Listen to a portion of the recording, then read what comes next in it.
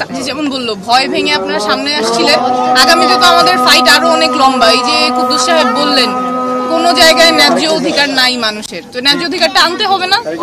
আপনাদের নিজেদের ন্যায্য অধিকার কে দিয়ে দিবে? এই যে বললেন যে দলগুলি তো নিজের স্বার্থে কাজ করে, তাহলে জনগণের স্বার্থে জনগণের এটা ছিনাইয়ে আসতে হবে। তো আপনারা এটা সবসময় মাথায় রাখবেন এবং অবিচার যখন দেখবেন তখন আপনাদের কথা বলতে হবে, সামনে থাকতে হবে যে না এটা আমার অধিকার, আমি এটা নিব।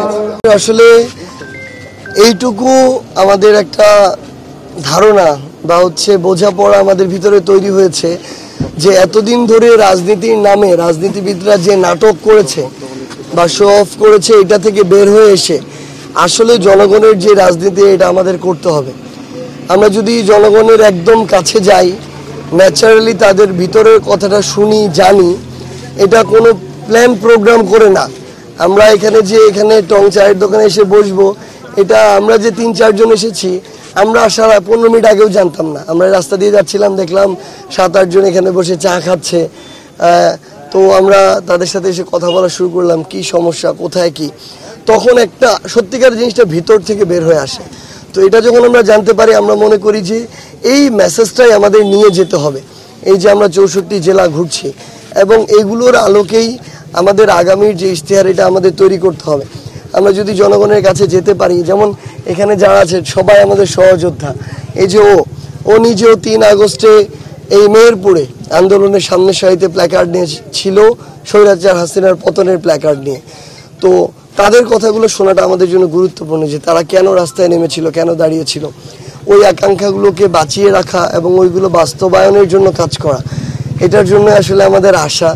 এবং আমরা মনে করি যে ঢাকার ওই এসি রুমে বসে যে রাজনীতিটা করা হয়, সেটা শুনে করা রাজনীতি। আমরা শুনে কোনো রাজনীতি করতে চাই না, বরং আমরা মানুষের কাছে এসে মানুষের যে অ্যাকচুয়াল অবস্থা এটা জেনে তারপরে আমাদের রাজনীতিটা সাজাতে চাই। এবং আমরা মনে করি এটাই আগামীতে প্রাসঙ্গিক থাকবে। বাকি যেই ধরনের কালচার ছিল পুরাতন, এগুলো আর মানুষ পছন্দ করে না। এগুলো থেকে আমাদের বের হয়ে আসাটা খুব বেশি দরকার। না, গণপরিষদের নির্বাচনটা আমরা এই কারণেই চাচ্ছি, কারণ আমরা সংবিধানের যেই মৌলিক যে সংশোধনগুলো যাচ্ছে, সেই সংশোধনের ম্যান্ডেট শুধুমাত্র গণপরিষদেরই রয়েছে।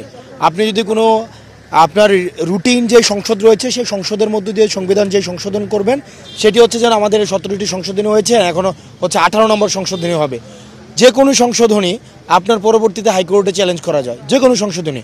সুতরাং সংবিধানের ফান্ডামেন্টাল যে চেঞ্জগুলো, এই চেঞ্জগুলো করার এখতিয়ার কেবলমাত্র আপনার এই কনস্টিটিউয়েন্ট অ্যাসেম্বলি রয়েছে, আপনার এই গণপরিষদের রয়েছে। গণপরিষদ ছাড়া আর এই সংবিধানের ফান্ডামেন্টাল এলিমেন্টস চেঞ্জ করার অধিকার কিন্তু আর কারোই নেই।